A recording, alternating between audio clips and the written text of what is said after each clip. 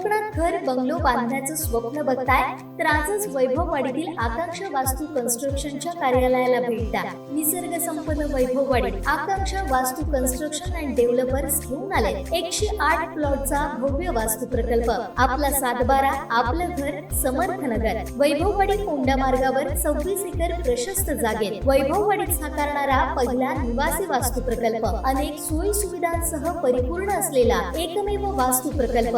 आपल्या सातबारावर नोंदवा तुमच्या हक्काचं घर, समर्थनगर। तुमच्या स्वप्नातलं घर आता प्रत्यक्षात उतरणार। आजच आमच्या साईटला भेट द्या। संपर्क गंगाधर केळकर 9175 40 67 64 94 22 39 46 25 आणि राजेश कुरसंगे 8850 14 11 67। सावंतवाडी मतदारसंघातून अर्चना घारेपरबे यांच्या उमेदवारीला राष्ट्रवादीतून ग्रीन सिग्नल देत त्याबाबतचा अहवाल पक्षश्रेष्ठींना पाठवणार असं विधान माजी मंत्री बाळासाहेब पाटील यांनी केलंय। सावंतवाडी येथील कार्यकर्ता मेळाव्यात ते बोलत होते।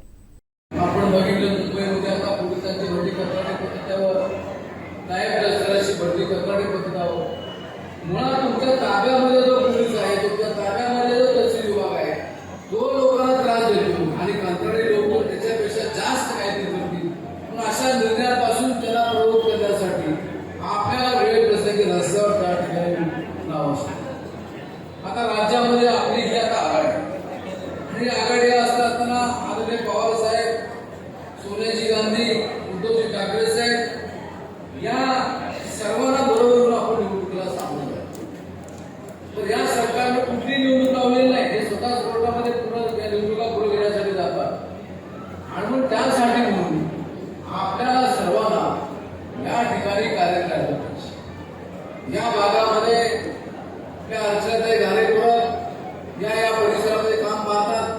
पुण्यासारख्या जिल्हा बँकेमध्ये उपाध्यक्ष म्हणून त्यांनी काम पाहिलं। ते काम पाहत असताना राष्ट्रवादी पक्षाच्या कोकण विभागाचं त्यांनी काम पाहिलं। हे सगळं करत असताना मी बघितलं की प्रत्येक गावामध्ये जाऊन, प्रत्येक वाडीमध्ये जाऊन तिथल्या लोकांची विचारपूस करून पक्षाचं संघटन वाढवण्याचं काम अर्चनाताई त्या ठिकाणी करतात। तर त्यांच्या भाषणामध्ये बोलले की त्यांना कोणती व्यक्ती कोणत्या गावातली आहे, त्या गावातले प्रश्न काय याची सर्व माहिती आहे। आणि त्यामुळं आम्ही जी सहमत होत आहे की आपली सर्वांची अपेक्षा या ठिकाणी असत आहे। जयंतराव पाटील साहेब म्हणले, पण शेवटी मी एक सांगतो की आपल्याला सुरुवातीला लोकसभेच्या निवडणुकीला सामोरं जायचं, कारण केंद्र सरकारची भूमिका राहिलेली आहे की त्यांना पहिल्यांदा लोकसभेची निवडणुकी लावायची आणि लोकसभेच्या माध्यमातून त्यांना केंद्रामध्ये सत्ता घ्यायची आहे आणि केंद्रामधली ही सत्ता त्या ठिकाणी ताब्यामध्ये घेतल्यानंतर आपोआप सीबीआय ताब्यात येतो, ईडी ताब्यामध्ये येतो, त्या ठिकाणी इन्कम टॅक्स ताब्यामध्ये येतो आणि त्याच्या जोरावर जवळजवळ डझनभर राज्य या देशामधल्या डझनभर राज्यावर ते राज्य त्या ठिकाणी लोकांचं लोकशाही मार्गाने त्याला पाठिंबा आहे। आणि आपल्याला आता काळजी घेतली पाहिजे की 24च्या निवडणुकीमध्ये आपल्याला इंडियाच्या नेतृत्वाखाली सर्वांना त्या ठिकाणी पुढे गेलं पाहिजे। कोकण ही भूमी ही फळाची फुलाची भूमी आहे, कष्टकऱ्यांची भूमी आहे, विचारवंतांची भूमी आहे, साहित्यिकांची भूमी आहे। या महाराष्ट्राला अनेक साहित्यिक, अनेक नाटककार या कोकणात दिलेले आहेत। नागपरीसारखी अनेक मंडळी त्या ठिकाणी होती, अनेक मंडळी त्या ठिकाणी चांगल्या प्रकारचं काम त्या ठिकाणी केलं आहे। आणि या भूमीमधून खऱ्या अर्थानं जो मूळचा विचार आहे तो पुढे लोकसभेच्या माध्यमातून आपल्याला सर्वांना आहे। एक गोष्ट आहे की मी चिपळूणला गेलो होतो, तिथे चर्चा झाली, तिथे कार्यकर्त्याची मागणी एक आहे की आमच्यामध्ये अगोदर म्हणजे काँग्रेस, राष्ट्रवादी आणि शिवसेना या तिघांच्या मध्ये तालुका पातळीवर, जिल्हा पातळीवर आपण त्या ठिकाणी समन्वय साधणं आवश्यक आहे। ती म्हणून आपली अगोदर जुळली पाहिजे आणि त्यानंतर पुढं आणि ज्यावेळी आघाडीचं राज्य असतं त्यावेळेस कोणाला काहीतरी द्यायचं आणि कोणाकडून काहीतरी घ्यायचं, अशा प्रकारे सर्वांना पुढे जायचं असतं। आणि त्यामुळे निश्चितच आता ते पवार साहेब, सुप्रियाताई, जयंतराव पाटील साहेब आपली ज्या अपेक्षा आहेत त्या अपेक्षाप्रमाणे त्या ठिकाणी करतील। मीही माझा आवाज त्या ठिकाणी देतो। मी खात्रीपूर्वक आज या ठिकाणी काम करत नाही, तर आपल्याला सर्वांना लोकसभेच्या निवडणुकीच्या माध्यमातून सर्वांना पोहोचायचं। मध्यंतरी असं वाटलं की हे सरकार लोकसभा आणि विधानसभा एकत्र घेईल, पण शिंदे फडणवीस सरकारने जे राज्यामध्ये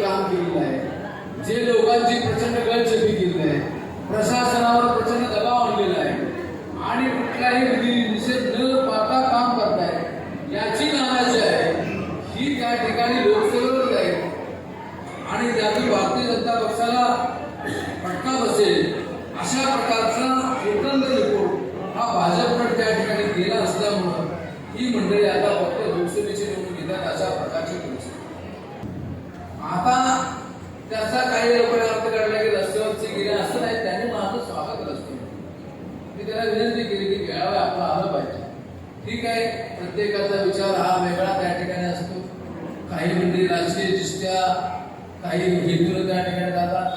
पण मला खात्री आहे की काँग्रेस, राष्ट्रवादी, शिवसेना या विचाराच्या पाठीशी आपण समजून आहोत. आम्ही जे सांगून त्याने अपेक्षा व्यक्त केलेली आहे, आम्ही संस्थेच्या कामात आलो. त्या शेवटी लोकसभेला जर या ठिकाणी शिवसेनेचा उमेदवार त्या ठिकाणी असेल तर आपल्याला सुद्धा त्या ठिकाणी विधानसभेच्या माध्यमातून आपल्याला आपले मतदारसंघ हे आपल्या पदरात काढून त्या ठिकाणी घेतले पाहिजे. आणि मला खात्री आहे की आता सर्व पक्षांना, तिन्ही पक्षांना कळलेलं आपल्या की एकमेकाला बरोबर धुळी दिल्याशिवाय पर्याय नाही. कारण ज्या भारतीय जनता पक्षाचे सरकार आज केंद्रामध्ये आहे, त्यांची सुद्धा स्वतःची सत्ता आज सर्व 100% त्यांच्या पक्षावर, त्यांच्या खासदारावर आहे. आणि म्हणून परवा सुद्धा त्यांनी त्यांच्या पक्षाच्या सर्व नेत्यांची, गटागट नेत्यांची बैठक घेतली. कित्येक वर्षांतर घेतली. इंडियाला जशी जशी गती मिळत चालली तसं त्यांच्या गोष्टी लक्षामध्ये आल्या. आज देशामध्ये राजकीय वातावरण हे पूर्वगामी विचारांना पुढे जात आहे. त्या विचाराच्या पाठीशी आपण सर्वांनी राहावं. ज्यांना नियुक्त्या दिल्या त्यांनी चांगल्या प्रकारचं काम या ठिकाणी करावं. ज्यांनी प्रवेश केला त्यांचं स्वागत करत असताना त्याचा सन्मान पक्षामध्ये राखला जाईल आणि चांगल्या प्रकारचं काम निश्चित आपण करू. आपण सर्वांनी आतापर्यंत 7 आणि सहकार्य दिले, असंच सहकार्य आपण इथून पुढच्या कालखंडामध्ये सुद्धा द्यावयाची त्या ठिकाणी करतो. भौगोलिकदृष्ट्या कोकणामध्ये वाडी वस्तीवर जाणं हे तसं अडचण आणि तरी सुद्धा आपले सर्व कार्यकर्ते अर्चनाताई त्या ठिकाणी जातात. बहुतांश आपली मंडळी चाकरवाडी त्या ठिकाणी मुंबईला आहे. गणेशोत्सवाच्या निमित्ताने येतात मंडळी, शिंगोत्सवाला येतात.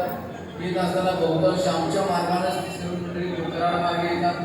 कारण मुंबईपासून राजापूरपर्यंत रस्त्याचं कामच झालेलं नाही. दुसऱ्या घोषणा केल्या जातात. आताचे बांधकाम मंत्री सुद्धा आले, त्यांनी घोषणा केल्या, पण लोकांना अतिशय हाल अपेक्षाचं सामोरं जातं आणि मग तो रस्ता होणं सुद्धा गरजेचं आहे. त्यासाठी सुद्धा आपण सातत्यानं लक्ष हे राहिलं पाहिजे. चांगला रस्ता झाल्याशिवाय, डेव्हलप झाल्याशिवाय उपयोग नाही. कारण पूर्वी परिस्थिती वेगळी होती की आपण वर्षातून 2 वेळा इकडे यायचे, शिंगोत्सवाला आणि त्या ठिकाणी येतो. पण अनेकांची वाहनं झाले, दळवळ वाढलेले आहे. चांगल्या प्रकारचं नाही दिलेलं आहे. गाडगी साहेबांनी उल्लेख केला. विशेषतः शासकीय खर्चानं आंबा असेल, नारळ असेल, काजू असेल याची रोपाची लागवड करायची, त्याची जोपासना करायची. आणि त्यामुळे घरात जगामधल्या आंबा उत्पादक जे भाग आहे त्या भागामधून जगाच्या कानाकोपऱ्यामध्ये आंबा मोठ्या प्रमाणात यायला मदत होती.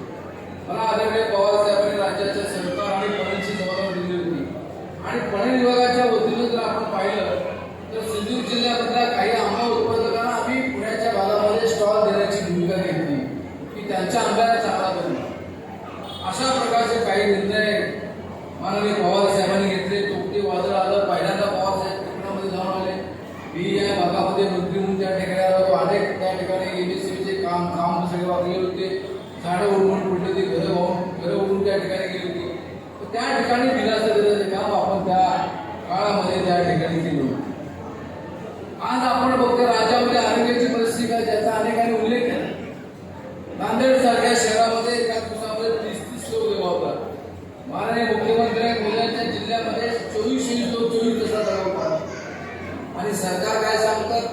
सरकार असं म्हणते की ते जास्त आजारी होते, असं घडणारच, हे उत्तर अपेक्षित नाही. काही खासदार मंडळी त्या ठिकाणी तिथल्या टीमला टॉयलेट स्वच्छ करायला हे अपेक्षित नव्हतं. तिथं जाऊन त्यांनी पाहणी करायला पाहिजे. आमचे दिवसभरातले सर्व अपडेट्स, ताज्या घडामोडी आणि थेट लाईव्ह पाहण्यासाठी सबस्क्राईब करा, लाईक करा कोकणचं नंबर 1 महा चॅनल कोकण 7 लाईनचं YouTube चॅनल.